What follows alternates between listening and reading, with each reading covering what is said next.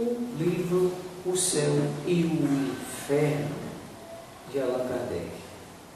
O capítulo é o 10 para o nosso vídeo áudio de hoje, e este capítulo intitula-se Intervenção dos Demônios nas Modernas Manifestações. 1. Os modernos fenômenos do Espiritismo têm atraído a atenção sobre fatos análogos de todos os tempos, e nunca a história foi tão compulsada neste sentido como ultimamente. Pela semelhança dos efeitos, inferiu-se a unidade da causa, como sempre acontece relativamente a fatos extraordinários que o senso comum desconhece.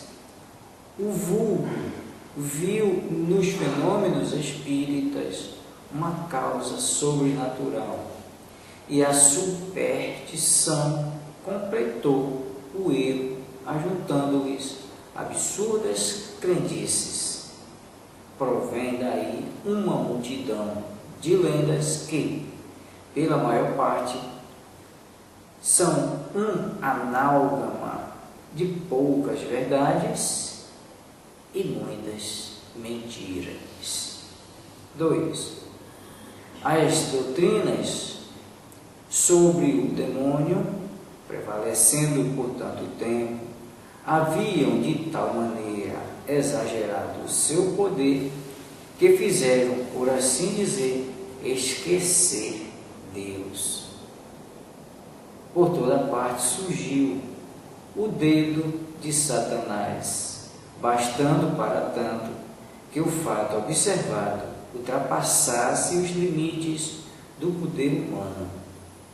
Até as coisas melhores, as descobertas mais úteis, sobretudo as que podiam abalar a ignorância e alargar o círculo das ideias, foram tidas muitas vezes por obras diabólicas. Os fenômenos espíritas de nossos dias, mais generalizados e mais bem observados à luz da razão e com o auxílio da ciência, confirmaram, exceto a intervenção de inteligências ocultas, porém, agindo dentro de leis naturais e revelando por sua ação uma nova força, e leis até então desconhecidas. A questão reduz-se, portanto, a saber de que ordem são essas inteligências. Enquanto se não possuía do mundo espiritual noções mais que incertas e sistemáticas, a verdade podia ser desviada. Mas hoje, que observações rigorosas e estudos experimentais esclareceram a natureza, origem e destino dos espíritos, bem como seu modo de ação e papel no universo. Hoje dizemos que a questão se resolve por fatos. Sabemos agora que essas inteligências ocultas são as almas dos que viveram na Terra. Sabemos também que as diversas categorias de bons e maus espíritos não são seres especiais, diferentes, porém que apenas representam graus diversos de adiantamento, segundo a posição que ocupam em virtude do desenvolvimento intelectual e moral. Os seres que se manifestam apresentam os mais fundos contrastes, sem que por isso possamos supor não tenham saído todos da grande família humana, do mesmo modo que o selvagem, o bárbaro e o homem civilizado. 3. Sobre este ponto, como sobre muitos outros, a Igreja mantém as velhas crenças a respeito dos demônios. Diz ela, há princípios que não variam há 18 séculos, porque são imutáveis. O seu eu é precisamente esse de não levar em conta o progresso das ideias. É supor que Deus, insuficientemente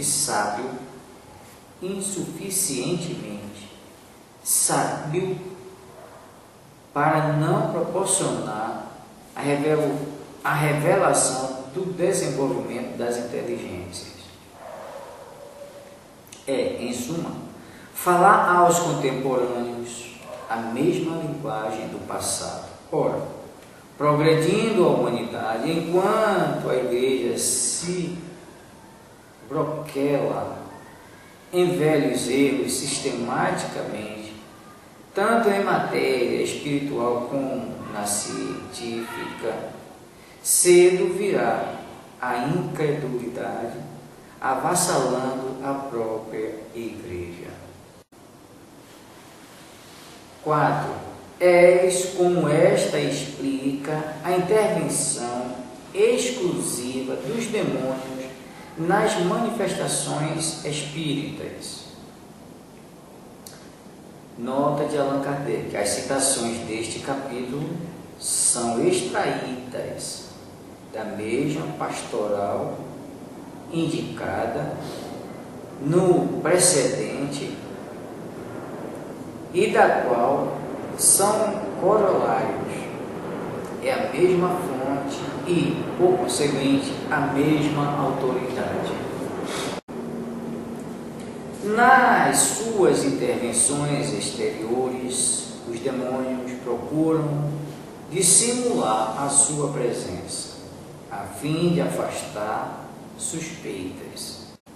Sempre astutos e pérfidos, seduzem o homem com ciladas antes de algemá-lo na opressão e no servilismo.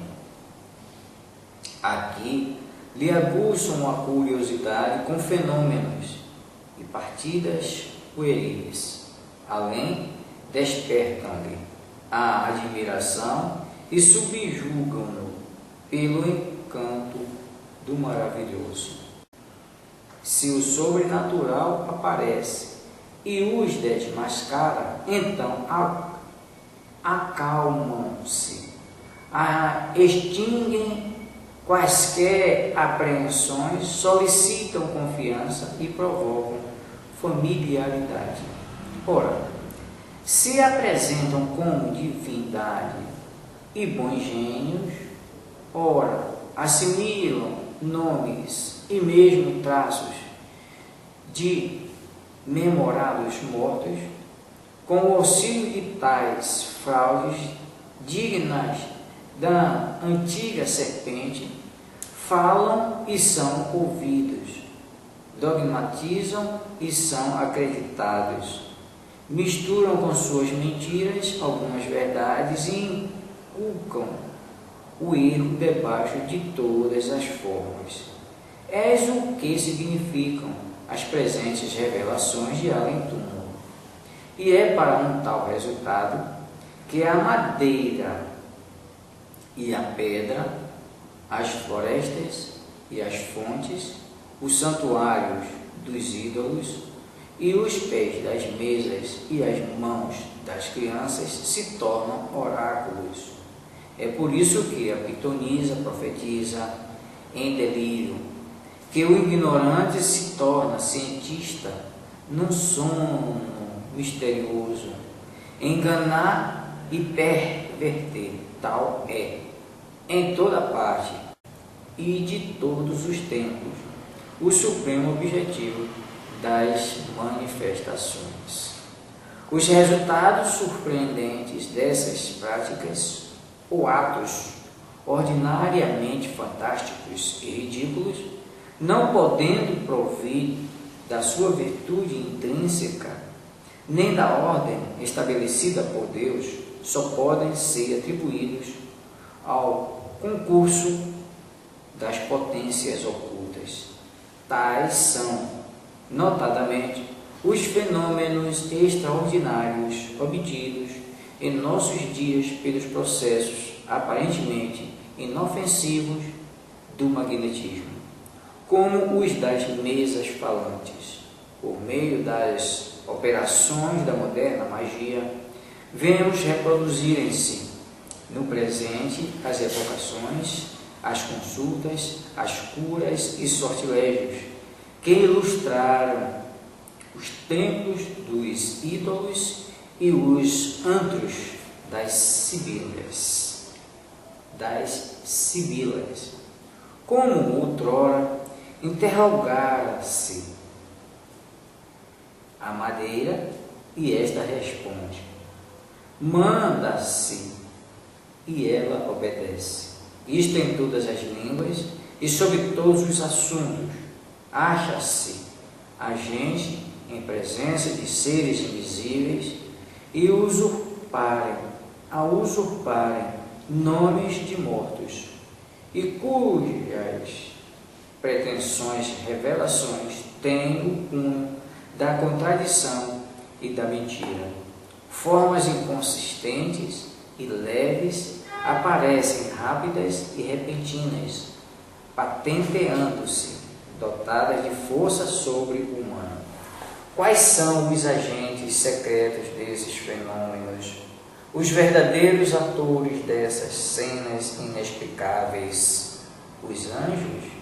Esses não aceitariam tais papéis indígenas, como também não se prestariam a todos os caprichos da curiosidade. As almas dos mortos que Deus proíbe evocar, essas demoram no lugar que lhes designa a sua justiça, e não podem, nem sem sua permissão, colocar-se às ordens dos vivos. Assim, os seres misteriosos que acodem ao primeiro apelo do herege, do ímpio ou do crente, o que importa dizer da inocência ou do crime, não são nem enviados de Deus, nem apóstolos da verdade e da salvação, porém, fatores do erro e agentes do inferno, apesar do cuidado com que se ocultam sob os mais veneráveis nomes. Eles traem-se pela nulidade das suas doutrinas, pela baixeza dos atos e incoerências das palavras. Procuram apagar do símbolo religioso os dogmas do pecado original, da ressurreição do corpo, da eternidade das penas, como de toda a revelação divina, que subtrai às leis a sua verdadeira sanção e abrir ao vício todas as barreiras. Se as suas sugestões pudessem prevalecer, acabariam por formar uma religião cômoda para o uso do socialismo e de todos a quem importuna a noção do dever e da consciência. A incredulidade do nosso século facilitou-lhes o caminho. Assim, possam as sociedades cristãs, com uma sincera dedicação à fé católica, escapar ao perigo desta nova terrível invasão.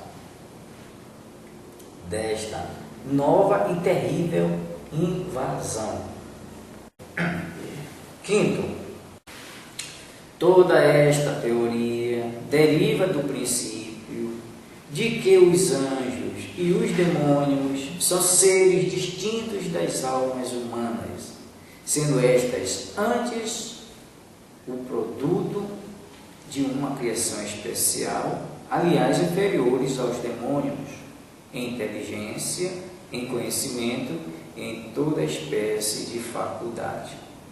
E é assim que opina, pela exclusiva intervenção dos maus anjos, nas antigas como nas modernas manifestações dos espíritos.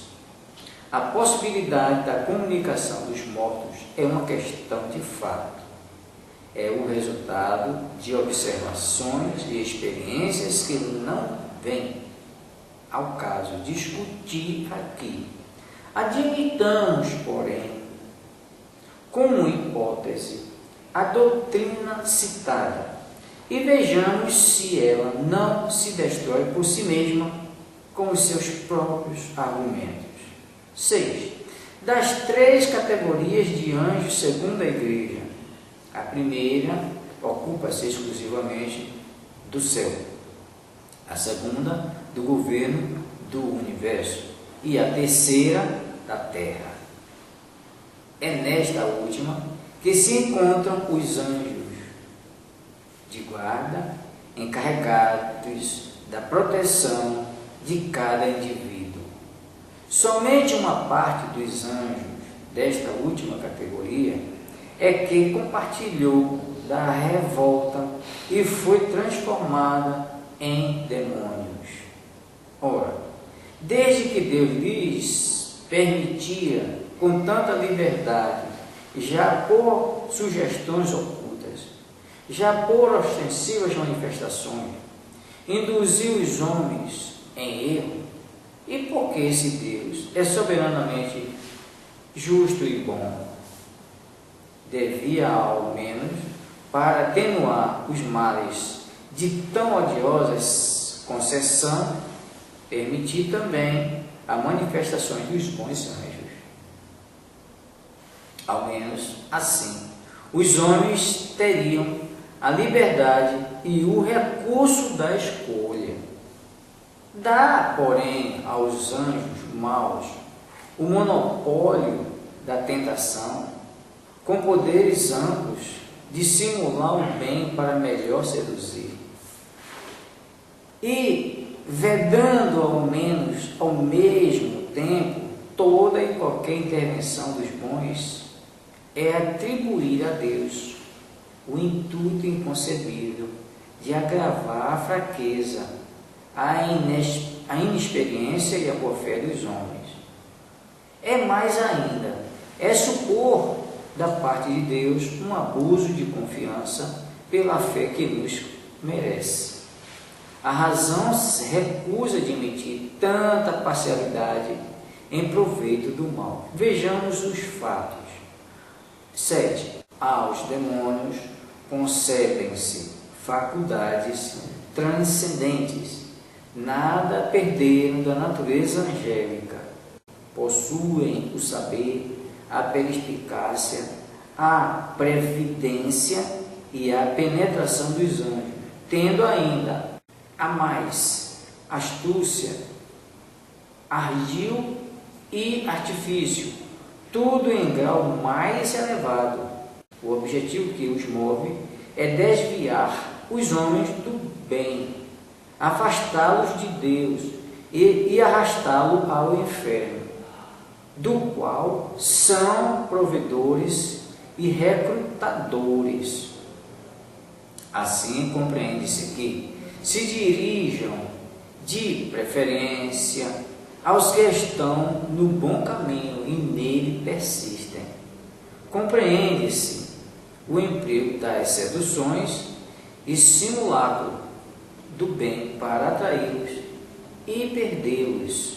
Mas o que se não compreende é que se dirijam aos que já lhes pertencem, de corpo e alma, procurando reconduzi-los a Deus e ao bem.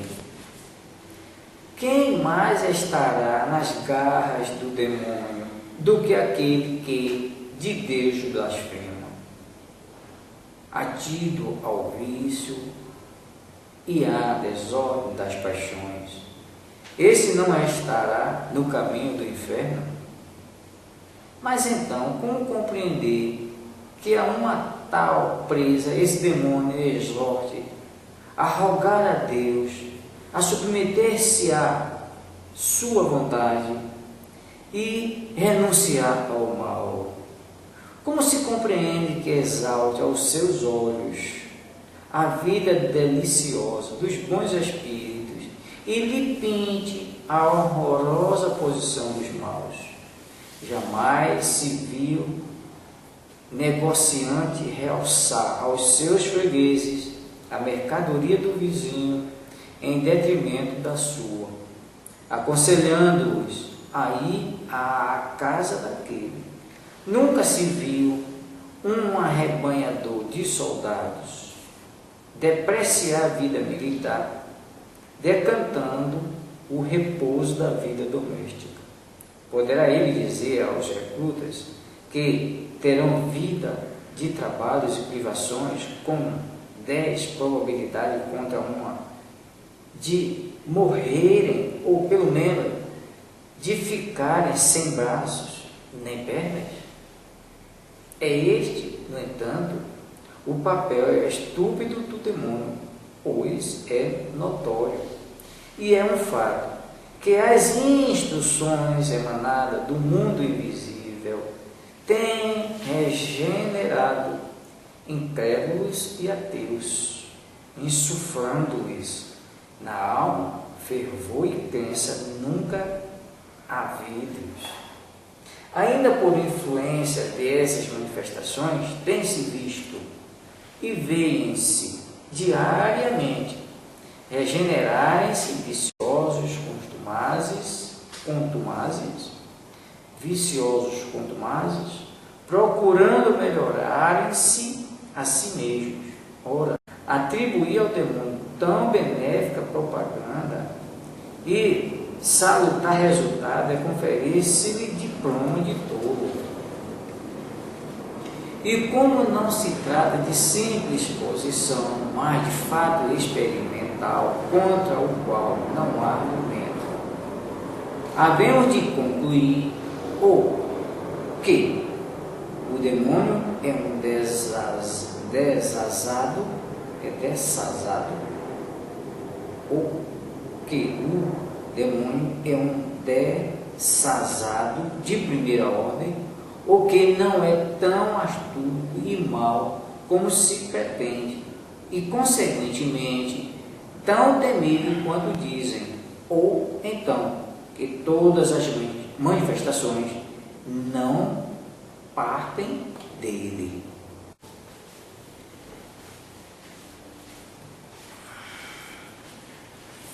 Vamos dar continuidade ao nosso vídeo áudio do livro O Céu e o Inferno.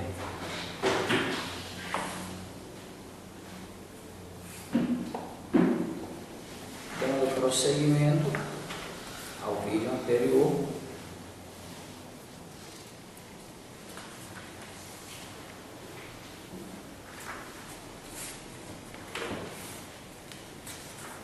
intervenção dos demônios nas modernas manifestações.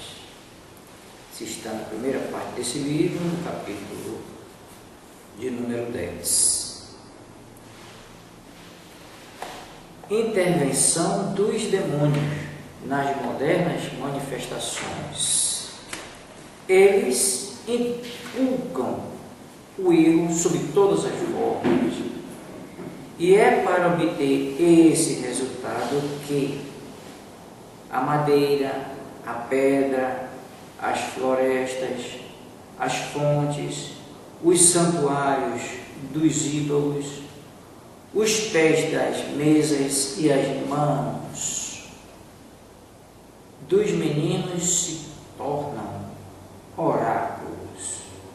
Mas, se assim é, qual o sentido e valor destas palavras do Evangelho? Eu repararei meu espírito por toda a carne. Vossos filhos e filhas profetizarão. Os jovens terão visões e os velhos terão sonhos. Nesses dias repartirei meu espírito por todos os meus servidores e servidoras, e eles profetizarão. Isso está em Joel, capítulo 2, versículo 28 e 29. Também Atos dos Apóstolos, capítulo 2, versículos 17 e 18. Não estará nessas palavras a predição tácita da mediunidade dos nossos dias, a todos concedidas, mesmo às crianças? E essa faculdade foi anatematizada pelos apóstolos? Não. Eles a apregoam como graça divina e não como obra do demônio. Terão os teólogos de hoje mais autoridade que os apóstolos? Por que não vê antes o dedo de Deus na realização daquelas palavras?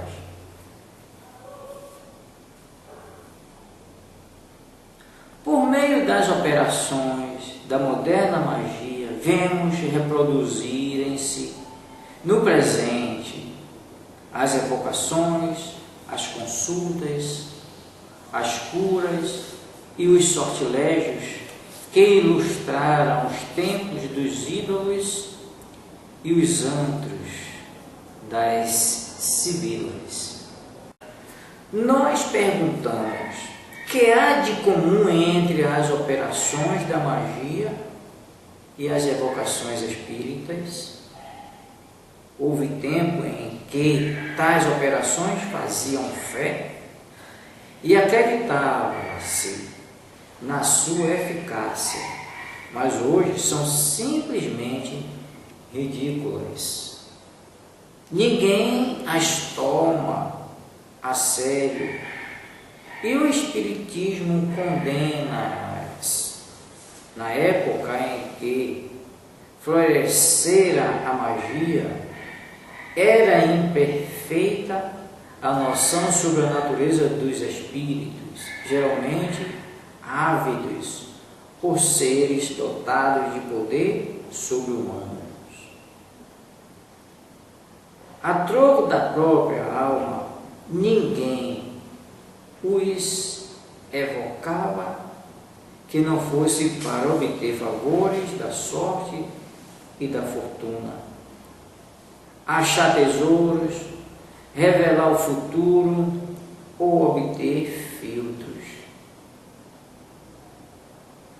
A magia, com seus ritos, sinais, fórmulas práticas cabalísticas, era increpada de fornecer segredos para operar prodígios, constranger espíritos e ficarem às ordens dos homens, a satisfazerem de seus desejos. Hoje sabemos que os espíritos são as almas dos mortos e não os evocamos senão para receber conselhos dos bons, moralizar os maus e continuar relações com seres que nos são caros. Eis o que diz o Espiritismo a tal respeito: não podereis obrigar nunca a presença de um espírito vosso guia ou superior em moralidade, por vos faltar autoridade sobre ele, mas do vosso inferior, e sendo para seu benefício consegui-los visto como outros espíritos vos secundam. O Livro dos Médiuns, segunda parte, capítulo 25. A mais essencial de todas as disposições para evocar é o recolhimento quando desejarmos tratar com espíritos sérios. Com a fé e o desejo do bem, mais aptos nos tornamos para evocar espíritos superiores, elevando nossa alma por alguns instantes de concentração no momento de evocá-los. Identificamos-nos com os bons espíritos, predispondo a sua vinda. O Livro dos Médiuns, segunda parte, capítulo 25. Nenhum objeto, medalha ou talismã tem a propriedade de atrair ou repelir espíritos, pois a matéria, a ação alguma exerce sobre eles. Nunca um bom espírito aconselha tais absurdos. A virtude do talismã só pode existir na imaginação de pessoas simplórias. O Livro dos Médiuns, segunda parte, capítulo 25. Não há fórmulas sacramentais para evocar espíritos. Quem quer que pretendesse estabelecer uma fórmula poderia ser taxado de usar de charlatanismo, visto que, para os espíritos puros, a fórmula nada vale. A evocação deve, porém, ser feita sempre em nome de Deus. O Livro dos Médiuns, segunda parte, capítulo 17. Os espíritos que prefixam entrevista em lugares lúgubres e a horas indevidas são os que se divertem à custa de quem os ouve. É sempre inútil e muitas vezes perigoso ceder a tais sugestões. Inútil porque nada se ganha além de uma mistificação, e perigoso não pelo mal que possam fazer os espíritos, mas pela influência que tais fatos podem exercer sobre cérebros fracos. O Livro dos Médiuns, segunda parte, capítulo 25. Não há dias nem horas mais especialmente propícios às evocações. Isso, como tudo que é material, é completamente indiferente aos espíritos. Além de ser supersticiosa a crença em tais influências, os momentos mais favoráveis são aqueles em que o evocador pode abstrair-se melhor das suas preocupações habituais, calmo de corpo e de espírito. O Livro dos Médiuns, segunda parte, capítulo 25.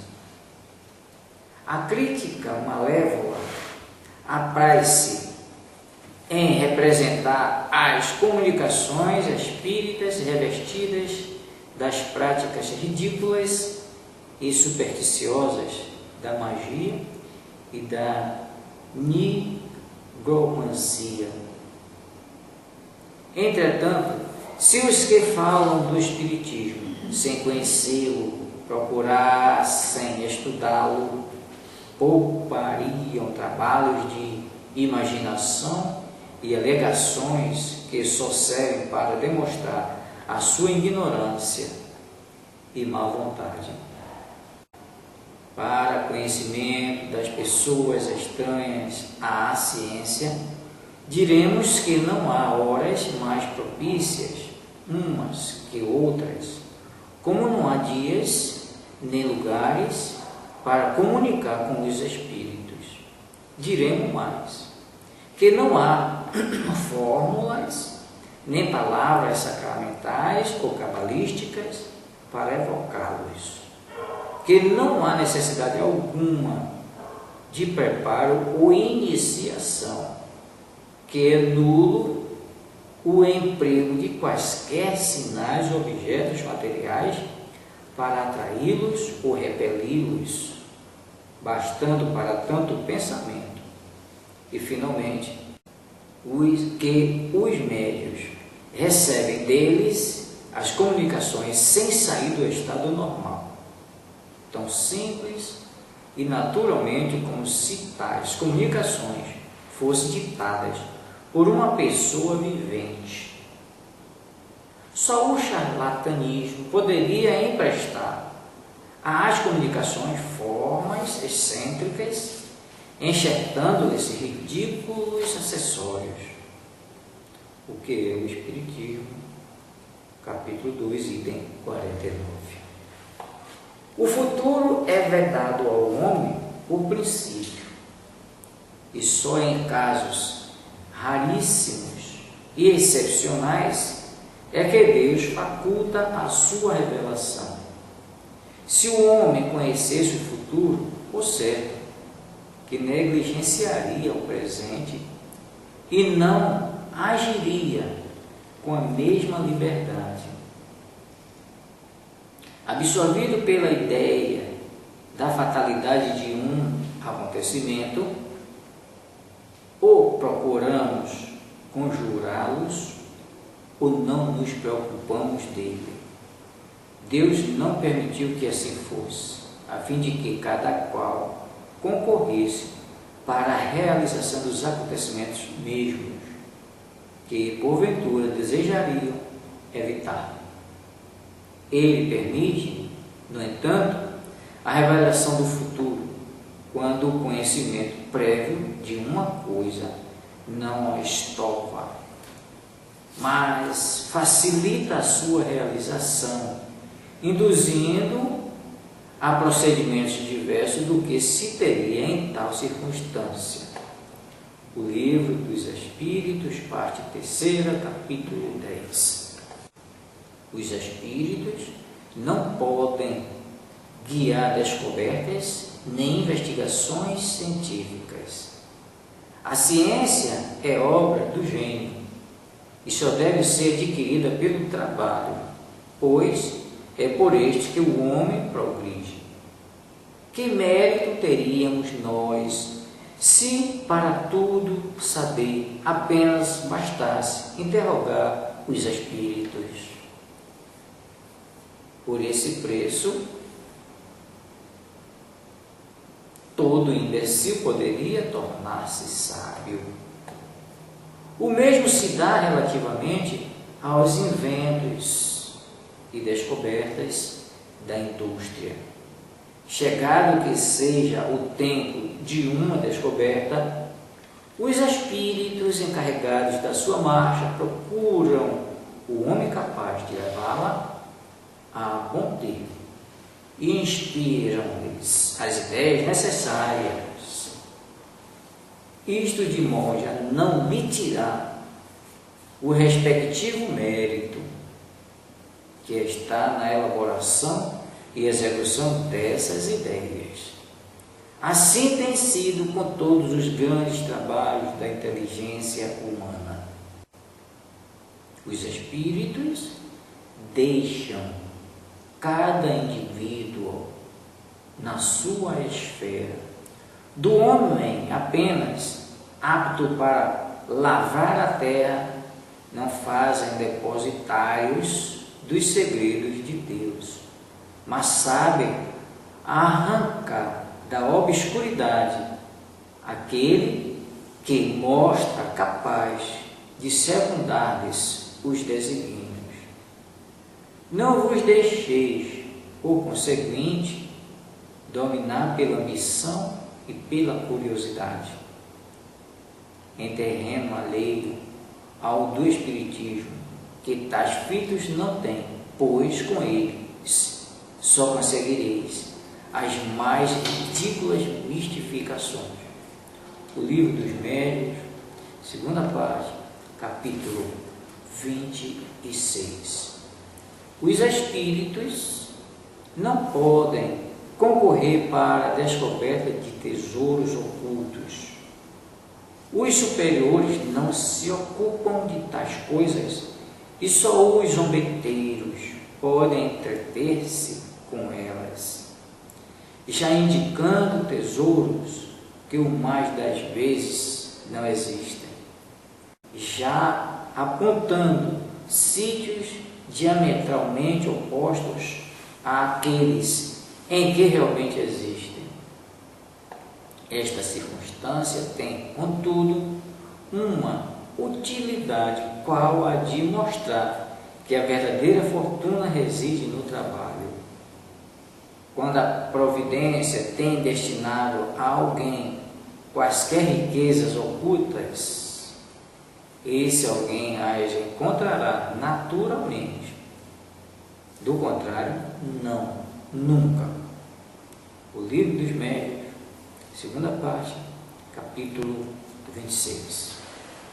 Esclarecendo-nos sobre as propriedades dos fluidos, agentes e meios de ação do mundo invisível, constituindo uma das fontes e potências da natureza, o Espiritismo nos dá a chave de inúmeros fatos e coisas inexplicáveis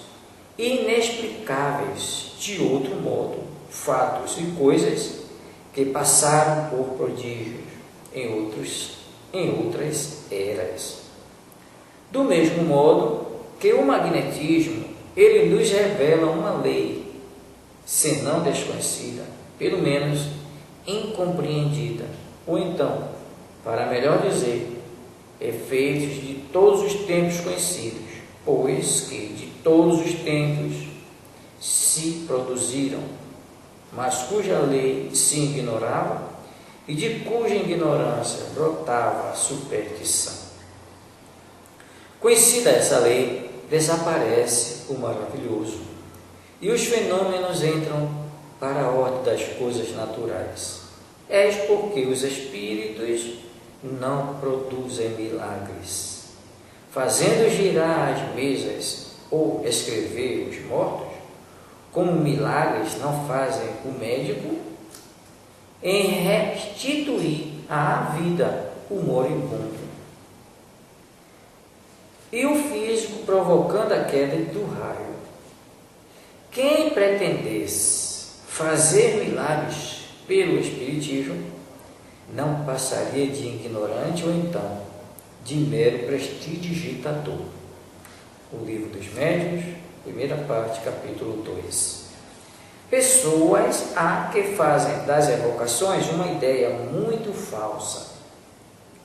Há mesmo quem acredite que os mortos evocados se apresentam com todo o aparelho lúgubre do túmulo.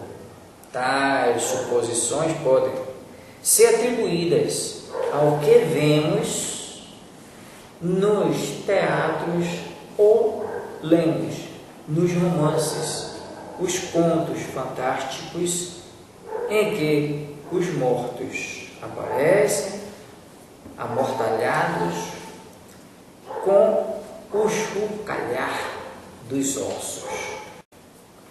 O Espiritismo, que nunca fez milagres, também não faz esse, pois que jamais fez reviver um corpo morto. O espírito, fluídico, inteligente, esse não baixa a campa com o grosseiro invólucro que lá fica definitivamente.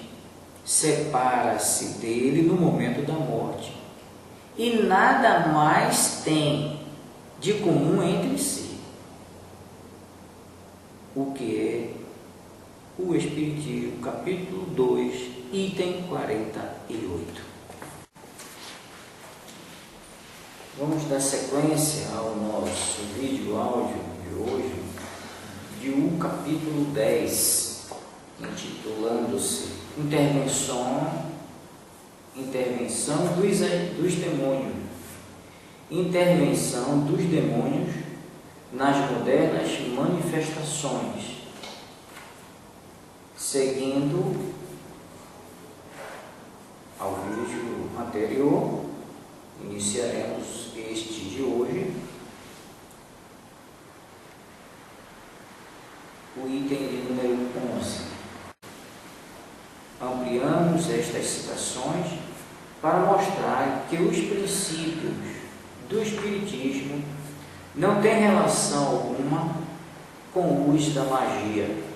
Assim, nem espíritos há ordens dos homens, nem meios de os constranger, nem sinais ou formas cabalísticas, nem descobertas de tesouros, nem processos para enriquecer, e tampouco milagres ou prodígios, adivinhações e aparições fantásticas.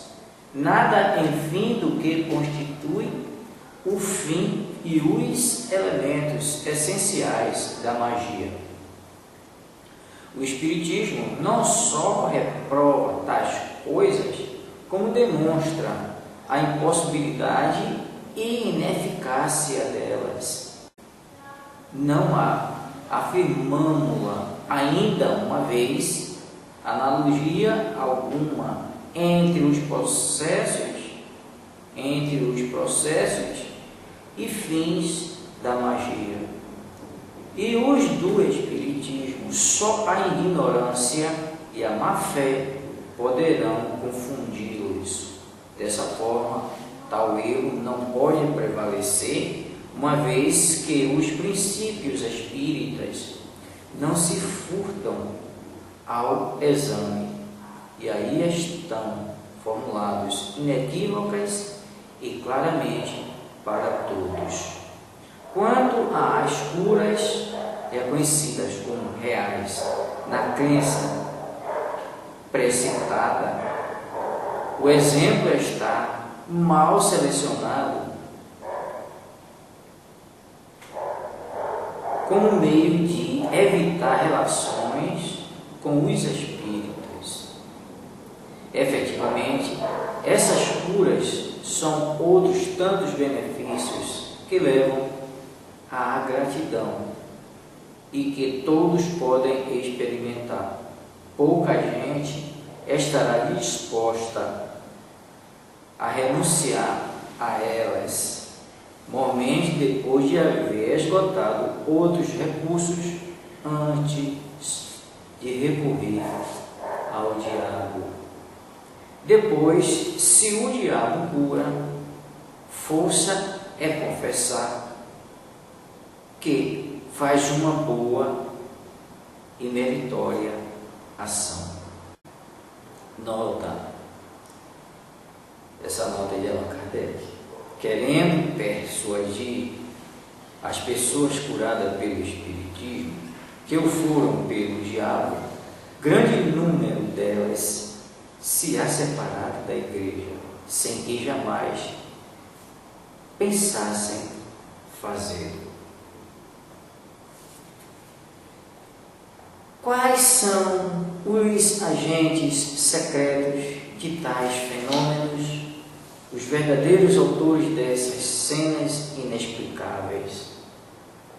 Os anjos, esses não aceitariam papéis indignos, como também não se prestariam aos caprichos todos da curiosidade. O autor quer falar das manifestações físicas dos espíritos, no número das quais algumas há, evidentemente, pouco dignas de espíritos superiores. Nós lhe pediremos, contudo, que substitua o vocábulo anjo pelo de espírito puros ou espíritos superiores, pois que assim teremos exatamente o que diz o Espiritismo. Indignas, porém, dos bons espíritos, não se pode considerar uma multidão de comunicações dadas pela escrita, pela palavra, pela audição, etc., pois que tais comunicações seriam e são dignas dos homens mais eminentes da terra. O mesmo poderemos dizer quanto às curas, aparições e um sem número de fatos que os livros santos citam em profissão como obra de anjos ou de santos. Se, pois, os anjos e os santos produziram outrora fenômenos semelhantes, por que não os produzirão hoje? Por que serem idênticos fatos julgados bruxaria nas mãos de uns, enquanto nas mãos de outros se reputam santos milagres? Sustentar semelhantes tese é abdicar toda a lógica. O autor da Pastoral labora em erro quando afirma que tais fenômenos são inexplicáveis. O que se dá é justamente o contrário. Isto é, hoje esses fenômenos são perfeitamente explicados, tanto que se não consideram mais como maravilhosos e sobrenaturais. E mesmo que ainda permanecessem inexplicados, não seria tão lógico atribuí-los ao diabo, quanto era lógico, noutros tempos, dar a estes as honras de todos os fenômenos naturais cuja causa então se desconhecia. Por papéis indignos devemos entender os que são ridículos e os que estimulam o mal, mas não podemos qualificar dessa forma os dos espíritos que promovem o bem, encaminhando os homens para Deus e para a virtude. Ora, o Espiritismo diz expressamente que os papéis indignos não cabem aos espíritos superiores, como se infere dos seguintes preceitos. A categoria do espírito se reconhece por sua linguagem. Os verdadeiramente bons e superiores têm-na sempre digna, nobre, lógica, imune de qualquer contradição, ressombra sabedoria, modéstia, benevolência e a mais pura moral. Além disso, é concisa, clara, sem redundâncias inúteis. Os espíritos inferiores, ignorantes ou orgulhosos é que suprem a vacuidade das ideias com abundâncias de frases. Todo pensamento implicitamente falso, toda máxima contrária à ação moral, todo conselho ridículo, toda expressão grosseira, trivial ou simplesmente frívola, qualquer sinal de malevolência, de presunção ou de arrogância, são indícios incontestáveis da inferioridade de um espírito.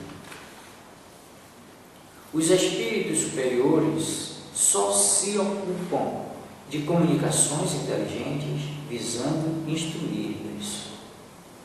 As manifestações físicas ou puramente materiais competem mais comumente aos espíritos inferiores, vulgarmente designado por espíritos batedores.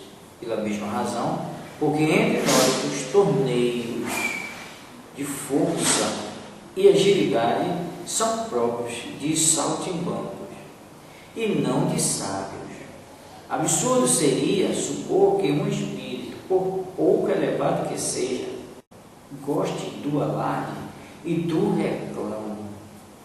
O que é o Espiritismo? Capítulo 2, item 37 a 40 e 60. Vede também o Livro dos Espíritos, parte 2, capítulo 1, item diferentes ordens de espíritos, escala espírita. E o Livro dos Médiuns, segunda parte, capítulo 24, identidade dos espíritos. Item, modo de se distinguirem os bons dos maus espíritos. Qual é o homem de boa fé que pode lobrigar nestes preceitos atribuições incompatíveis com espíritos elevados? Não, o Espiritismo não confunde os espíritos, antes, pelo contrário, distingue-os. A Igreja, sim, atribui aos demônios uma inteligência igual à dos anjos, ao passo que o Espiritismo afirma e confirma, baseado na observação dos fatos, que os espíritos inferiores são mais ou menos ignorantes, tendo muito limitados os seus horizontes moral e perspicácia, de feição a terem das coisas uma ideia muita vez falsa e incompleta, incapazes de resolver certas questões e, consequentemente, de fazer tudo quanto se atribui aos demônios. Entre aspas, as almas dos mortos, que Deus proíbe evocar, essas demoram no lugar que lhes designa a sua justiça e não podem, sem sua permissão, colocar-se à disposição dos vivos. Fecha aspas. O Espiritismo vai além, é mais rigoroso, não admite manifestações de espíritos quaisquer, bons ou maus, sem a permissão de Deus, ao passo que a Igreja de tal não cogita relativamente aos demônios, os quais, segundo a sua teoria, se dispensam de tal permissão.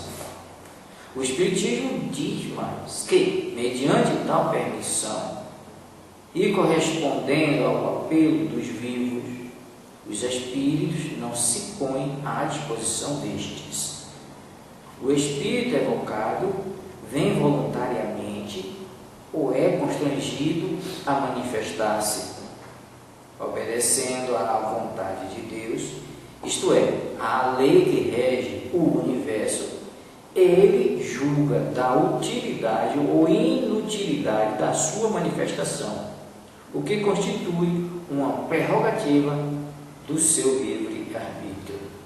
O espírito superior não deixa de vir sempre que é evocado para um fim útil, só se recusando a responder quando, em reunião de pessoas pouco sérias, que levem a coisa em ar de gracejo.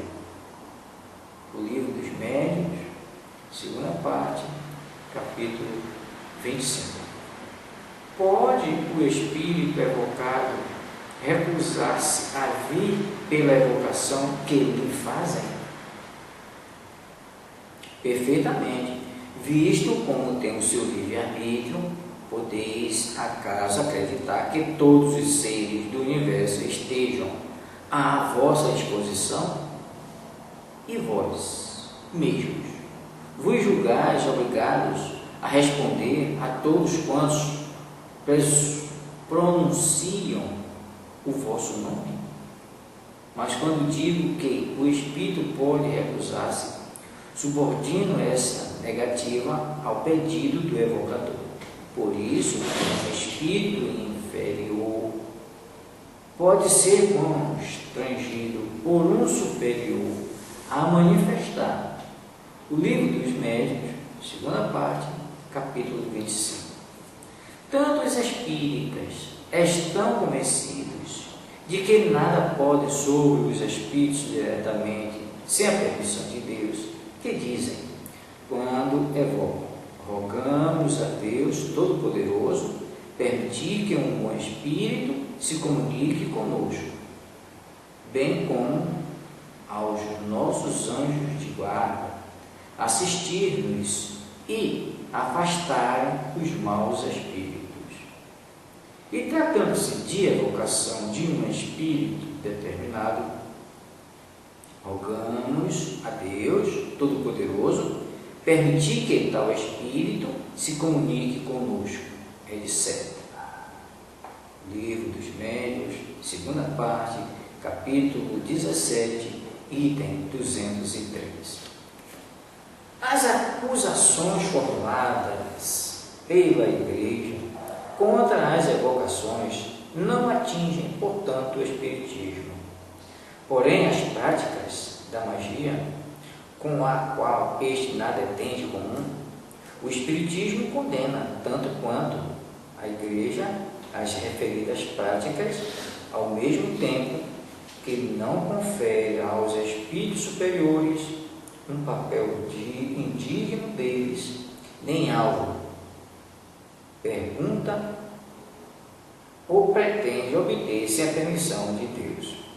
Certo, pode haver quem abuse das evocações, quem delas faça um jugo, quem lhes desnature o caráter providencial em proveito de interesses pessoais, ou ainda quem por ignorância, leviandade, orgulho ou ambição se afaste dos verdadeiros princípios da doutrina. O verdadeiro Espiritismo, o Espiritismo sério, os condena, porém, tanto quanto a verdadeira religião condena os crentes hipócritas e os fanáticos.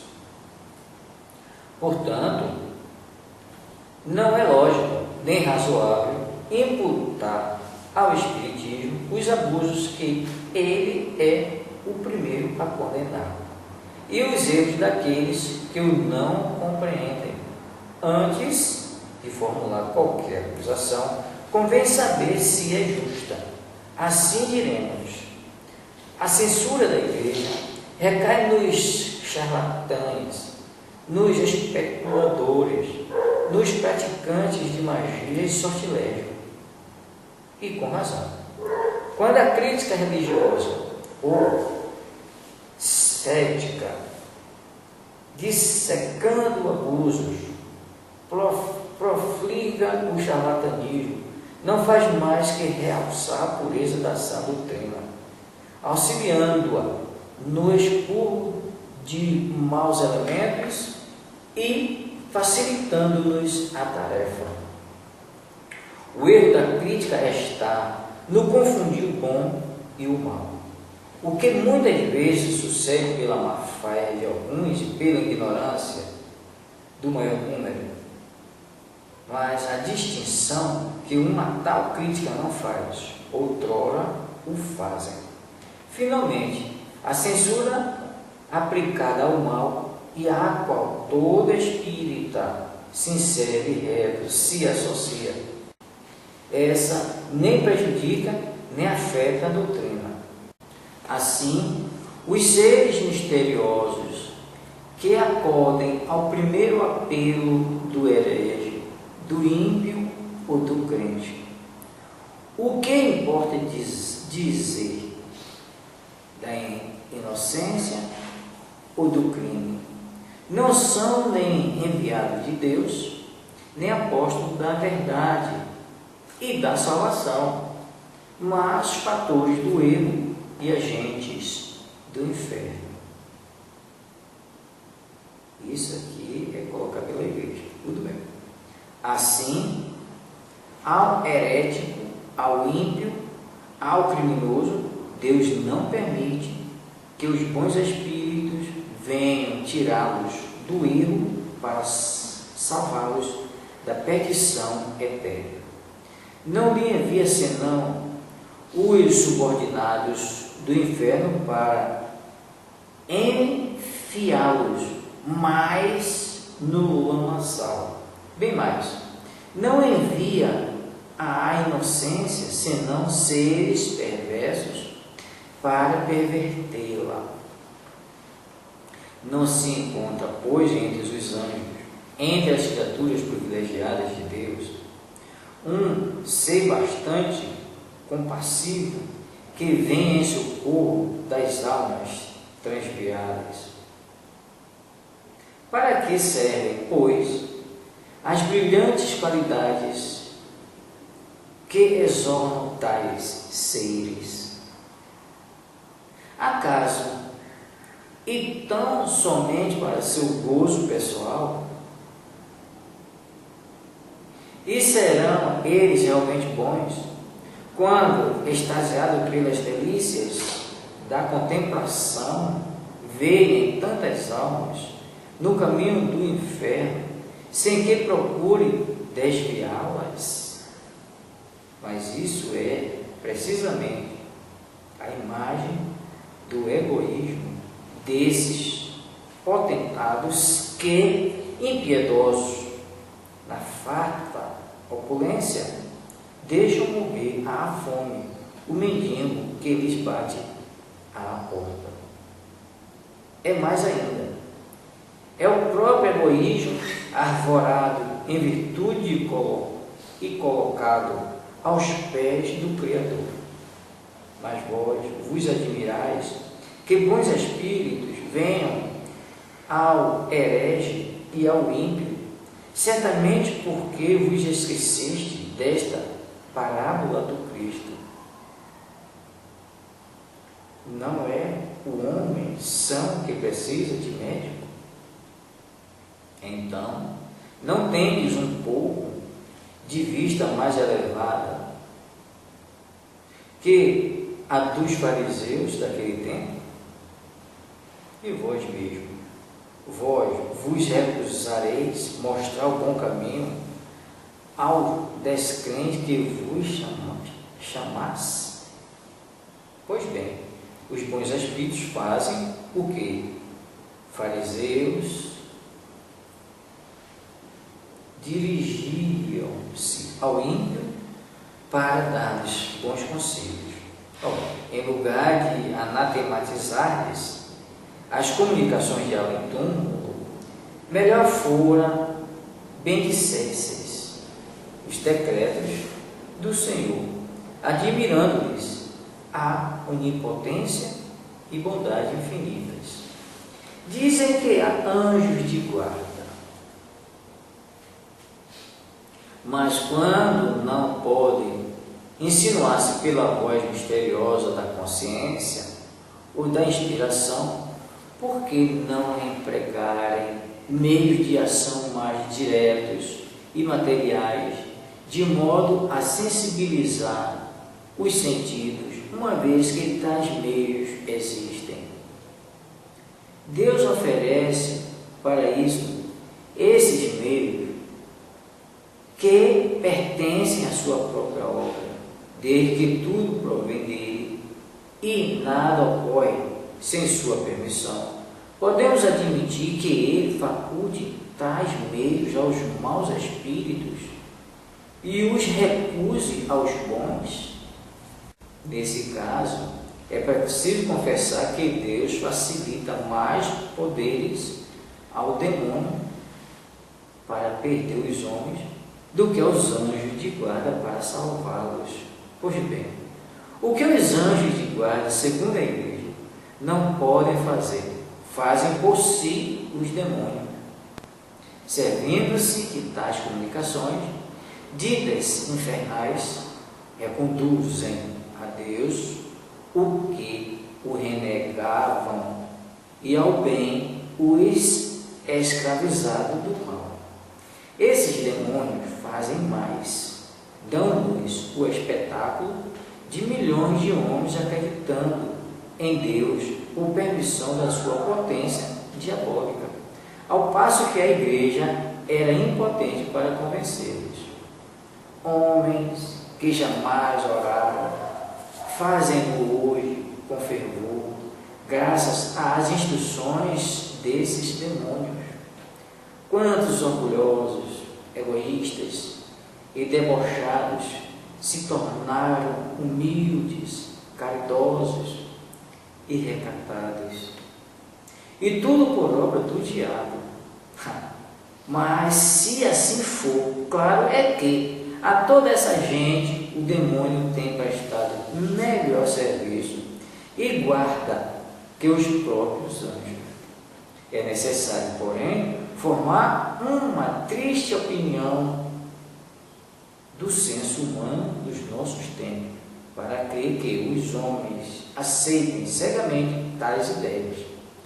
Uma religião, porém, que faz pedra angular de tal doutrina, uma religião que se destrói pela base, tirando-se os seus demônios, o seu inferno, as suas penas eternas e o seu Deus impiedoso.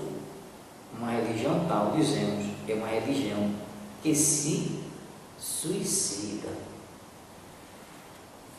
Dizem que Deus enviou Cristo, seu Filho, para salvar os homens, provando-lhes que isso é seu amor, como se explica, entretanto, que os deixasse depois em abandono. Não há dúvida de que Jesus é o mensageiro divino enviado aos homens para ensinar-lhes a verdade e por ela o caminho da salvação. Mas contai, e somente após a sua vinda, quantos não puderam ouvir-lhes a palavra da verdade? Quantos morreram e morrerão sem conhecê-la? Quantos, finalmente, dos que a conhecem, a põem em prática? Então, por que não lhes enviar Deus, sempre solícito na salvação de suas criaturas, outros mensageiros, que deixando a todas as terras, entre grandes e pequenos, ignorantes e sábios, crédulos e céticos, venham ensinar a verdade aos que a desconhecem, torná-la compreensível aos que não a compreendem, e suprir, enfim, pelo seu ensino direto e múltiplo, a insuficiência na propagação do Evangelho, abreviando o evento do reinado divino. Mas eis que chegam esses mensageiros em hortes inumeráveis, abrindo os olhos aos cegos, convertendo os ímpios, curando os enfermos, consolando os aflitos, a exemplo de Jesus. Que fazeis vós? E como os recebeis vós? Vós os repudiais, repelis o bem que fazem e clamais, são demônios. Outra não era a linguagem dos fariseus relativamente ao Cristo, que diziam: fazia o bem por arte do diabo. E o Nazareno respondeu-lhes: reconheceis a árvore do seu fruto. A má árvore não pode dar bons frutos. Para os fariseus eram maus os frutos de Jesus, porque ele vinha destruir o abuso e proclamar a liberdade, que eles arruinariam a autoridade. Se em vez disso Jesus tivesse vindo lisonjear-lhes o orgulho, sancionar os seus erros e sustentar-lhes o poder, então, sim, ele seria o esperado Messias dos judeus. Mas o Cristo era só pobre e fraco. Decretaram-lhe a morte, julgando atingir-se a palavra. E a palavra sobreviveu-lhe, porque era divina. Importa, contudo, dizer que essa palavra só lentamente se propagou, e após 18 séculos apenas é conhecida de uma 10ª parte do gênero humano. Além disso, em que pesem tais razões, numerosos cismas rebentaram já com seio de cristandade. Pois bem, agora Deus, em sua misericórdia, envia os Espíritos a confirmá-la e completá-la, a difundi-la por todos e em toda a terra, a santa palavra de Jesus. E o grande caso é que os Espíritos não estão encarnados num só homem, cuja voz fora limitada. Eles são inumeráveis, andam por toda parte e não podem ser tolhidos. Também por isso, o seu ensino se ampliam com a rapidez do raio, e porque falam ao coração e à razão, são pelos humildes mais compreendidos. Não é indigno de celestes mensageiros dizeis, o transmitirem suas instruções por meio tão vulgar, qual o das mesas. Não será ultrajá-lo o supor que se divertem em frivolidade, deixando a sua mansão de luz para se porem à disposição do primeiro curioso. Jesus também deixou a mansão do Pai para nascer num estábulo. E quem vos disse que o Espiritismo atribuiu frioleiros aos espíritos superiores? Não, o Espiritismo afirma positivamente o contrário. Isto é, que as coisas vulgares são próprias de espíritos vulgares. Não obstante, dessas vulgaridades resulta um benefício, qual o de abalar muitas imaginações, provando a existência do mundo espiritual e demonstrando à sociedade que esse mundo não é tal, porém muito diferente do que se julgava. Essas manifestações iniciais eram porventura simples como tudo que começa, mas nem por germinar de minúscula semente a árvore deixa um dia de estender virente e copada a sua ramagem. Quem acreditaria que da misérrima manjedoura de Belém pudesse sair a palavra que havia de transformar o mundo? Sim, o Cristo é bem o Messias divino. A sua palavra é bem a palavra da verdade, fundada na qual a religião se torna inabalável, mas sob condição de praticar os sublimes ensinamentos que ela contém, e não de fazer do Deus justo e bom, que nela reconhecemos um Deus parcial, vingativo e cruel.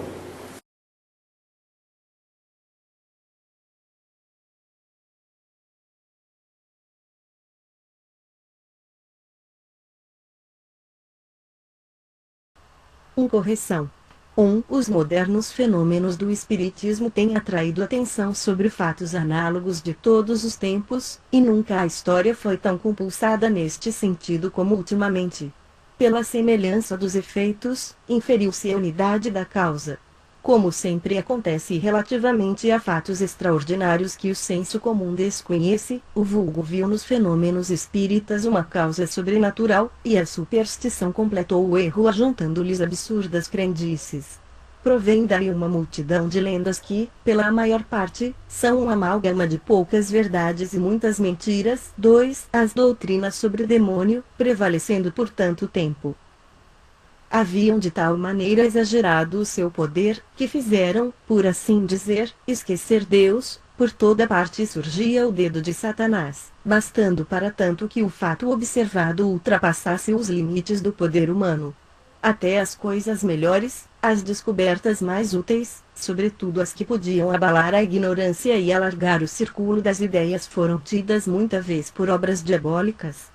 os fenômenos espíritas de nossos dias, mais generalizados e mais bem observados à luz da razão e com o auxílio da ciência, confirmaram, é certo, a intervenção de inteligências ocultas, porém agindo dentro de leis naturais e revelando por sua ação uma nova força e leis até então desconhecidas. A questão reduz-se, portanto, a saber de que ordem são essas inteligências. Enquanto se não possuía do mundo espiritual noções mais que incertas e sistemáticas, a verdade podia ser desviada, mas hoje que observações rigorosas e estudos experimentais esclareceram a natureza, origem e destino dos espíritos, bem como seu modo de ação e papel no universo hoje, dizemos, a questão se resolve por fatos. Sabemos, agora, que essas inteligências ocultas são as almas dos que viveram na Terra. Sabemos também que as diversas categorias de bons e maus espíritos não são seres de espécies diferentes, porém que apenas representam graus diversos de adiantamento.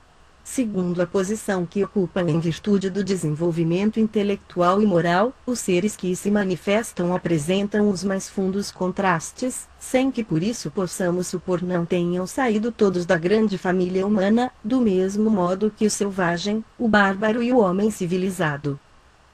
3. Sobre este ponto, como sobre muitos outros, a Igreja mantém as velhas crenças a respeito dos demônios. Diz ela, há princípios que não variam há 18 séculos, porque são imutáveis. O seu erro é precisamente esse de não levar em conta o progresso das ideias, é supor Deus insuficientemente sábio para não proporcionar a revelação ao desenvolvimento das inteligências, é, em suma, falar aos contemporâneos a mesma linguagem do passado. Ora, progredindo a humanidade enquanto a Igreja se abroquela em velhos erros sistematicamente, tanto em matéria espiritual como na científica, cedo virá a incredulidade, avassalando a própria Igreja. 4. Esta explica a intervenção exclusiva dos demônios nas ex como manifestações espíritas. 1. Nota de rodapé. As citações deste capítulo são extraídas da mesma pastoral indicada no precedente, da qual são corolários. É a mesma fonte, por conseguinte, a mesma autoridade. Fim da nota de rodapé. Nas suas intervenções exteriores os demônios procuram dissimular a sua presença, a fim de afastar suspeitas. Sempre astutos e pérfidos, seduzem o homem com ciladas antes de algemá-lo na opressão e no servilismo. Aqui lhe aguçam a curiosidade com fenômenos e partidas pueris. Além, despertam-lhe a admiração e subjugam-no pelo encanto do maravilhoso. Se o sobrenatural aparece e os desmascara, então, acalmam-se, extinguem quaisquer apreensões, solicitam confiança e provocam familiaridade. Ora se apresentam como divindades e bons gênios, ora assimilam nomes e mesmo traços de memorados mortos. Com o auxílio de tais fraudes dignas da antiga serpente, falam e são ouvidos, dogmatizam e são acreditados, misturam com suas mentiras algumas verdades e inculcam o erro debaixo de todas as formas. Eis o que significam as pretensas revelações de além-túmulo. E é para tal resultado que a madeira e a pedra, as florestas e as fontes, o santuário dos ídolos e os pés das mesas e as mãos das crianças se tornam oráculos, é por isso que a pitonisa profetiza em delírio, que o ignorante se torna cientista num sono misterioso. Enganar e perverter, tal é, em toda parte e de todos os tempos, o supremo objetivo dessas manifestações. Os resultados surpreendentes dessas práticas ou atos ordinariamente fantásticos e ridículos, não podendo provir da sua virtude intrínseca, nem da ordem estabelecida por Deus, só podem ser atribuídos ao concurso das potências ocultas. Tais são, notadamente, os fenômenos extraordinários obtidos em nossos dias pelos processos aparentemente inofensivos do magnetismo, como os das mesas falantes. Por meio das operações da moderna magia, vemos reproduzirem-se no presente as evocações, as consultas, as curas e sortilégios que ilustraram os templos dos ídolos e os antros das sibilas. Como outrora, interroga-se a madeira e esta responde, manda-se ela obedece, isto em todas as línguas e sobre todos os assuntos, acha-se a gente em presença de seres invisíveis a usurparem nomes de mortos, e cujas pretensas Revelações têm o cunho da contradição e da mentira, formas inconsistentes e leves aparecem rápidas e repentinas, patenteando-se dotadas de força sobre-humana. Quais são os agentes secretos desses fenômenos, os verdadeiros atores dessas cenas inexplicáveis? Os anjos, esses não aceitariam tais papéis indignos, como também não se prestariam a todos os caprichos da curiosidade. As almas dos mortos, que Deus proíbe evocar, essas demoram no lugar que lhes designa sua justiça, e não podem, sem sua permissão, colocar-se às ordens dos vivos. Assim, os seres misteriosos que acodem ao primeiro apelo do herege, do ímpio ou do crente, o que importa dizer da inocência ou do crime, não são nem enviados de Deus, nem apóstolos da verdade e da salvação, porém fatores do erro e agentes do inferno. Apesar do cuidado com que se ocultam sob os mais veneráveis nomes, eles traem-se pela nulidade das suas doutrinas, pela baixeza dos atos e incoerência das palavras. Procuram apagar do símbolo religioso os dogmas do pecado original, da ressurreição do corpo, da eternidade das penas, como de toda a revelação divina, para subtrair as leis à sua verdadeira sanção e abrir ao vício todas as barreiras. Se as suas sugestões pudessem prevalecer, acabariam por formar uma religião cômoda para uso do socialismo e de todos a quem importuna a noção do dever e da consciência. A incredulidade do nosso século facilitou-lhes o caminho. Assim possam as sociedades cristãs, por uma sincera dedicação à fé católica, escapar ao perigo desta nova e terrível invasão. 2. Correção. 6. Das 3 categorias de anjos segundo a Igreja, a primeira ocupa-se exclusivamente do céu, a segunda do governo do universo, e a terceira, da terra. É nesta última que se encontram os anjos de guarda encarregados da proteção de cada indivíduo. Somente uma parte dos anjos, desta última categoria, é que compartilhou da revolta e foi transformada em demônios. Ora, desde que Deus lhes permitira com tanta liberdade, já por sugestões ocultas, já por ostensivas manifestações, induzir os homens em erro, e porque esse Deus é soberanamente justo e bom, devia ao menos, para atenuar os males de tão odiosa concessão, permitir também a manifestação dos bons anjos.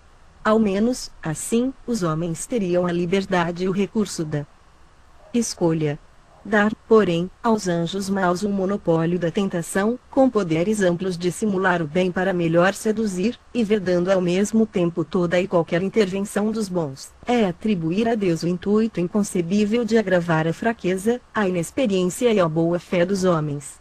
É mais ainda, é supor da parte de Deus um abuso de confiança, pela fé que nos merece. A razão recusa admitir tanta parcialidade em proveito do mal. Vejamos os fatos. 3. Correção. Quem mais estará nas garras do demônio do que aquele que de Deus blasfema, atido ao vício e à desordem das paixões? Esse não estará no caminho do inferno. Mas então como compreender que a uma tal presa esse demônio exorte a rogar a Deus, a submeter-se à sua vontade, a renunciar ao mal? Como se compreende que exalte aos seus olhos a vida deliciosa dos bons espíritos e lhe pinte a horrorosa posição dos maus? Jamais se viu um negociante realçar aos seus fregueses a mercadoria do vizinho em detrimento da sua, aconselhando-os a ir à casa dele. Nunca se viu um arrebanhador de soldados depreciar a vida militar, decantando o repouso da vida doméstica. Poderá ele dizer aos recrutas que terão vida de trabalhos e privações com 10 probabilidades contra uma de morrerem ou, pelo menos, de ficarem sem braços nem pernas? É este, no entanto, o papel estúpido do demônio, pois é notório e é um fato as instruções emanadas do mundo invisível têm regenerado incrédulos e ateus, insuflando-lhes na alma fervor e crenças nunca havidos.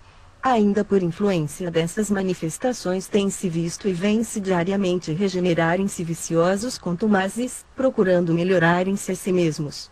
Ora, atribuir ao demônio tão benéfica propaganda e salutar resultado, é conferir-lhe diploma de tolo. E como não se trata de simples suposição, mas de fato experimental contra o qual não há argumento, havemos de concluir, ou que o demônio é um desasado de primeira ordem, ou que não é tão astuto e mal como se pretende, e, conseguintemente, tão temível quanto dizem, ou, então, que todas as manifestações não partem dele. 4. Correção. 8. Eles inculcam o erro sob todas as formas, e é para obter esse resultado que a madeira, a pedra, as florestas, as fontes, os santuários dos ídolos, os pés das mesas e as mãos dos meninos se tornam oráculos. Mas, se assim é, qual o sentido e valor destas palavras do Evangelho? Eu repartirei meu espírito por toda a carne, vossos filhos e filhas profetizarão, os jovens terão visões e os velhos terão sonhos. Nesses dias repartirei meu espírito por todos os meus servidores e servidoras, e eles profetizarão. Atos dos Apóstolos, capítulo 2, v. 17 e 18.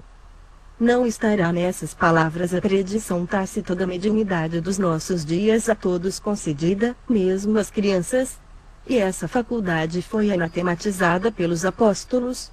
Não, eles a pregoam como graça divina e não como obra do demônio. Terão os teólogos de hoje mais autoridade que os apóstolos? Por que não ver antes o dedo de Deus na realização daquelas palavras? 5. Correção.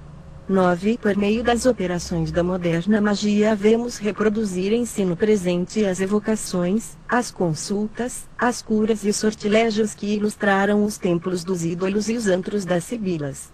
Nós perguntamos, que há de comum entre as operações da magia e as evocações espíritas? Houve tempo em que tais operações faziam fé e acreditava-se na sua eficácia, mas hoje são simplesmente ridículas. Ninguém as toma a sério, e o espiritismo condena-as. Na época em que florescera a magia, era imperfeita a noção sobre a natureza dos espíritos, geralmente havidos por seres dotados de poder sobre-humano. A troco da própria alma, ninguém os evocava que não fosse para obter favores da sorte e da fortuna, achar tesouros, revelar o futuro ou obter filtros. A magia com seus sinais, fórmulas e práticas cabalísticas era encrepada de fornecer segredos para operar prodígios, constranger espíritos a ficarem às ordens dos homens e satisfazerem-lhes os desejos. Hoje sabemos que os espíritos são as almas dos mortos e não os evocamos senão para receber conselhos dos bons, moralizar os maus e continuar relações com seres que nos são caros. Eis o que diz o Espiritismo a tal respeito. 6. Correção. Não podereis obrigar nunca a presença de um espírito vosso igual ou superior em moralidade, por vos faltar autoridade sobre ele, mas, do vosso inferior, e sendo para seu benefício, consegui-lo-eis, visto como outros espíritos vos secundam. O Livro dos Médiuns, segunda parte, capítulo 25. 7. Correção. Não há fórmulas sacramentais para evocar espíritos. Quem quer que pretendesse estabelecer uma fórmula, poderia ser taxado de usar de charlatanismo, visto que para os espíritos puros a fórmula nada vale. A evocação deve, porém, ser feita sempre em nome de Deus. O Livro dos Médiuns, segunda parte, capítulo 17. 8. Correção. O futuro é vedado ao homem por princípio, e só em casos raríssimos e excepcionais é que Deus faculta a sua revelação. Se o homem conhecesse o futuro, por certo que negligenciaria o presente e não agiria com a mesma liberdade. Absorvidos pela ideia da fatalidade de um acontecimento, ou procuramos conjurá-lo ou não nos preocupamos dele. Deus não permitiu que assim fosse, a fim de que cada qual concorresse para a realização dos acontecimentos mesmos, que porventura desejaria evitar. Ele permite, no entanto, a revelação do futuro, quando o conhecimento prévio de uma coisa não estorva, mas facilita a sua realização, induzindo a procedimento diverso do que se teria sem tal circunstância. O Livro dos Espíritos, parte 3ª, capitão X.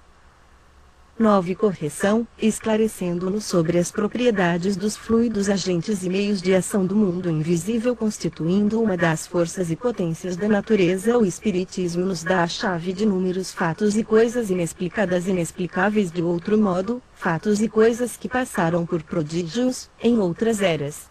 Do mesmo modo que o magnetismo, ele nos revela uma lei, se não desconhecida, pelo menos incompreendida, ou então, para melhor dizer, efeitos de todos os tempos conhecidos, pois que de todos os tempos se produziram, mas cuja lei se ignorava e de cuja ignorância brotava superstição. Conhecida essa lei, desaparece o maravilhoso e os fenômenos entram para a ordem das coisas naturais. Eis porque os espíritos não produzem milagres. fazendo girar as mesas ou escrever os mortos, como o milagre não faz o médico em restituir a vida a um moribundo, e o físico provocando a queda do raio. Quem pretendesse fazer milagres pelo espiritismo não passaria de ignorante, ou então de mero prestidigitador. O Livro dos Médiuns, primeira parte, capítulo 2. 10. Correção: pessoas há que fazem das evocações uma ideia muito falsa, há mesmo quem acredite que os mortos evocados se apresentam com todo o aparelho lúgubre do túmulo. Tais suposições podem ser atribuídas ao que vemos nos teatros ou lemos nos romances e contos fantásticos, onde os mortos aparecem amortalhados com o chocalhar dos ossos. 11. Correção: quais são os agentes secretos de tais fenômenos, os verdadeiros autores dessas cenas inexplicáveis? Os anjos. Esses não aceitariam papéis indignos, como também não se prestariam aos caprichos todos da curiosidade. O autor quer falar das manifestações físicas dos espíritos, no número das quais algumas há evidentemente pouco dignas de espíritos superiores. Nós lhe pediremos, contudo, que substitua o vocábulo anjo pelo de espíritos puros ou espíritos superiores, pois que assim teremos exatamente o que diz o Espiritismo. Indignas, porém, dos bons espíritos, não se pode considerar uma multidão de comunicações dadas pela escrita, pela palavra, pela audição, etc., pois que tais comunicações seriam e são dignas dos homens mais eminentes da terra. O mesmo poderemos dizer quanto às curas, aparições e um sem número de fatos que os livros santos citam em profusão como obra de anjos ou de santos. Se, pois, os anjos e os santos produziram outrora fenômenos semelhantes, por que não os produzirão hoje? Porque serem idênticos fatos julgados bruxaria nas mãos de uns, enquanto nas mãos de outros se reputam santos milagres? Sustentar semelhante tese é abdicar toda a lógica. 12. Correção: as manifestações físicas ou puramente materiais competem mais comumente aos espíritos inferiores, vulgarmente designados por espíritos batedores, pela mesma razão porque entre nós os torneios de força-agilidade são próprios de saltimbancos e não de sábios. Absurdo seria supor que um espírito, por pouco elevado que sela, goste do alarde do reclamo. O que é o Espiritismo? Capitão I. N.S. 37, 38, 39, 40 e 60. Vede também o Livro dos Espíritos, parte 2, Capitão I. Diferentes ordens de espíritos, escala espírita, e o Livro dos Médiuns, segunda parte, Capitão X. Identidade dos espíritos, distinção dos bons e maus espíritos. 13. Correção. 14. As almas dos mortos, que Deus proíbe evocar, essas demoram no lugar que lhes designa a sua justiça, e não podem, sem sua permissão, colocar-se à disposição dos vivos. O Espiritismo vai além, é mais rigoroso, não admite manifestação de quaisquer espíritos, bons ou maus, sem a permissão de Deus, ao passo que a Igreja de tal não cogita relativamente aos demônios, os quais, segundo a sua teoria, se dispensam de tal permissão. O Espiritismo diz mais que, mediante tal permissão e correspondendo ao apelo dos vivos, os espíritos não se põem à disposição destes. O espírito evocado vem voluntariamente, ou é constrangido a manifestar-se? Obedecendo à vontade de Deus, isto é, à lei que rege o universo, ele julga da utilidade ou inutilidade da sua manifestação, o que constitui uma prerrogativa do seu livre-arbítrio. O espírito superior não deixa de vir sempre que é evocado para um fim útil, só se recusando a responder quando em reunião de pessoas pouco sérias que levem a coisa em ar de gracejo. O Livro dos Médiuns, segunda parte, Capitão XXV, 15. As acusações formuladas pela Igreja contra as evocações não atingem, portanto, o Espiritismo, porém as práticas da magia, com a qual este nada tem de comum. O Espiritismo condena tanto quanto a igrejas referidas práticas, ao mesmo tempo que não confere aos espíritos superiores um papel indigno deles, nem algo pergunta ou pretende obter sem a permissão de Deus. Certo, pode haver quem abuse das evocações, quem delas faça um jogo, quem lhes desnature o caráter providencial em proveito de interesses pessoais, ou ainda quem por ignorância, leviandade, orgulho ou ambição se afaste dos verdadeiros princípios da doutrina. O verdadeiro espiritismo, o espiritismo sério condena, porém, tanto quanto a verdadeira religião condena os crentes hipócritas e os fanáticos. Portanto, não é lógico nem razoável imputar ao Espiritismo abusos que ele é o primeiro a condenar, e os erros daqueles que o não compreendem. Antes de formular qualquer acusação, convém saber se é justa. Assim, diremos, a censura da Igreja recai nos charlatães, nos especuladores, nos praticantes de magia e sortilégio, e com razão. Quando a crítica religiosa ou séptica, dissecando abusos, profliga ao charlatanismo, não faz mais que realçar a pureza da sã doutrina, auxiliando-a no expurgo de maus elementos e facilitando-nos a tarefa.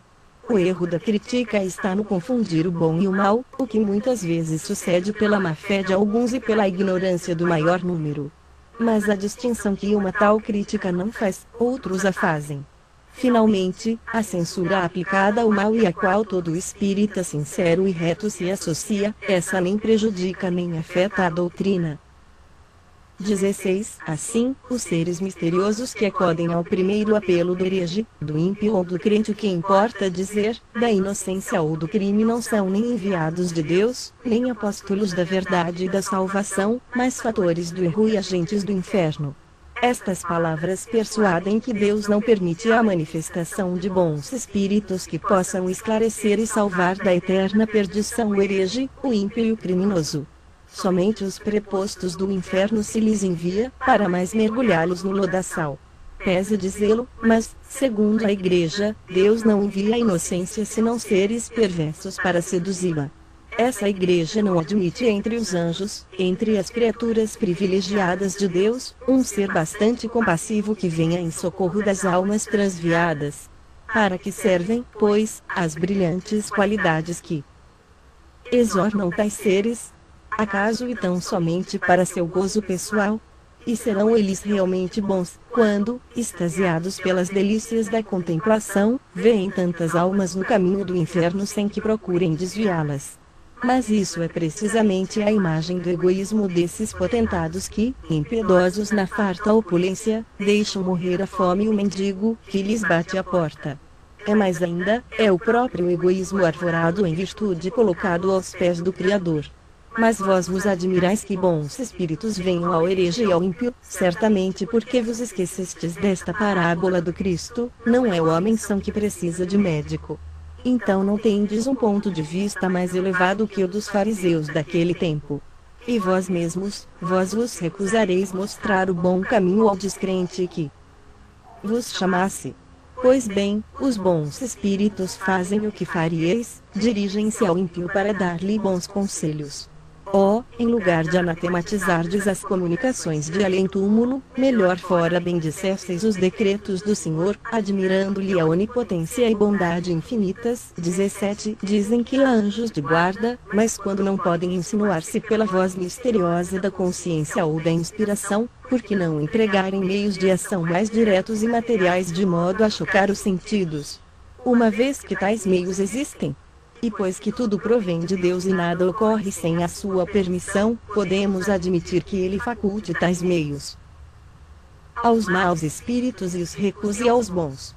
Nesse caso é preciso confessar que Deus facilita mais poderes ao demônio, para perder aos homens, do que aos anjos de guarda para salvá-los. Pois bem, o que os anjos de guarda, segundo a Igreja, não podem fazer, fazem por si os demônios, servindo-se de tais comunicações, ditas infernais, reconduzem a Deus os que o renegavam e ao bem os escravizados ao mal. Esses demônios fazem mais, dão-nos o espetáculo de milhões de homens acreditando em Deus por intercessão da sua potência diabólica, ao passo que a Igreja era impotente para convertê-los. Homens que jamais oraram, fazem-no hoje com fervor, graças às instruções desses demônios. Quantos orgulhosos, egoístas e devassos se tornaram humildes, caridosos e recatados. E tudo por obra do diabo. Ah, mas se assim for, claro é que toda essa gente, o demônio tem prestado um melhor serviço e guarda que os próprios anjos. É necessário, porém, formar uma triste opinião do senso humano dos nossos tempos para crer que os homens aceitem cegamente tais ideias. Uma religião, porém, que faz pedra angular de tal doutrina, uma religião que se destrói pela base, em se lhe tirando os seus demônios, o seu inferno, as suas penas eternas e o seu Deus impiedoso, uma religião tal, dizemos, é uma religião que se suicida. 18. Dizem que Deus enviou o Cristo, seu Filho, para salvar os homens, provando-lhes com isso o seu amor. Como se explica, entretanto, que os deixasse depois em abandono? Não há dúvida de que Jesus é o mensageiro divino enviado aos homens para ensinar-lhes a verdade, e, por ela, o caminho da salvação. Mas contai somente após a sua vinda quantos não puderam ouvir-lhe a palavra da verdade, quantos morreram e morrerão sem conhecê-la, quantos, finalmente, dos que a conhecem, a põem em prática. Então, por que não lhes enviar Deus, sempre solícito na salvação de suas criaturas, outros mensageiros, que, baixando a todas as terras, entre grandes e pequenos, ignorantes e sábios, crédulos e cépticos, venham ensinar a verdade aos que a desconhecem, torná-la compreensível aos que não a compreendem, e suprir, enfim, pelo seu ensino direto e múltiplo, a insuficiência na propagação do Evangelho, abreviando o evento do reinado divino. Mas eis que chegam esses mensageiros em hostes inumeráveis, abrindo os olhos aos cegos, convertendo os ímpios, curando os enfermos, consolando os aflitos, a exemplo de Jesus. Que fazeis vós, e como os recebeis vós? Ah, vós os repudiais, repelis o bem. Que fazem e clamais, são demônios. Outra não era a linguagem dos fariseus relativamente ao Cristo, que, diziam, fazia o bem por artes do diabo. E o Nazareno respondeu-lhes, reconhecei a árvore por seu fruto, a má árvore não pode dar bons frutos. Para os fariseus eram maus os frutos de Jesus, porque ele vinha destruir o abuso e proclamar a liberdade que lhes arruinaria a autoridade. Se ao invés disso Jesus tivesse vindo lisonjear-lhes o orgulho, sancionar os seus erros e sustentar-lhes o poder, então, sim, ele seria o esperado Messias dos judeus. Mas o Cristo era só, pobre e fraco, decretaram-lhe a morte julgando extinguir-lhe a palavra, e a palavra sobreviveu-lhe porque era divina. Importa contudo dizer que essa palavra só lentamente se propagou, e, após 18 séculos, apenas é conhecida de 1/10 parte do gênero humano. Além disso, em que pese a tais razões, numerosos cismas rebentaram já do seio da cristandade. Pois bem, agora, Deus, em sua misericórdia, envia os Espíritos a confirmá-la, a completá-la, a difundi-la por todos e em toda a terra a santa palavra de Jesus. E o grande caso é que os Espíritos não estão encarnados num só homem cuja voz fora limitada, eles são inumeráveis, andam por toda parte e não podem ser tolhidos. Também por isso, o seu ensino se amplia com a rapidez do raio, e porque falam ao coração e à razão, são pelos humildes mais compreendidos. 19. Não é indigno de celestes mensageiros de Zeus transmitirem suas instruções por meio tão vulgar qual o das mesas? Não será ultrajá-los o supor que se divertem com frivolidades deixando a sua mansão de luz para se porem à disposição do primeiro curioso. Jesus também deixou a mansão do Pai para nascer num estábulo. E quem vos disse que o Espiritismo atribui frioleiras aos espíritos superiores? Não, o Espiritismo afirma positivamente o contrário, isto é, que as coisas vulgares são próprias de espíritos vulgares. Não obstante, dessas vulgaridades resulta um benefício, qual o de abalar muitas imaginações, provando a existência do mundo espiritual e demonstrando à saciedade que esse mundo não é tal, porém muito diferente do que se julgava. Essas manifestações iniciais eram porventura simples como tudo, que começa, mas nem por germinar de minúscula semente a árvore deixa um dia de estender virente e copada a sua ramagem. Quem acreditaria que da misérrima manjedoura de Belém pudesse sair a palavra que havia de transformar o mundo? Sim. O Cristo é bem o Messias divino. A sua palavra é bem a palavra da verdade, fundada na qual a religião se torna inabalável, mas sob condição de praticar os sublimes ensinamentos que ela contém, e não de fazer do Deus justo e bom, que nela reconhecemos, um Deus faccioso, vingativo e cruel.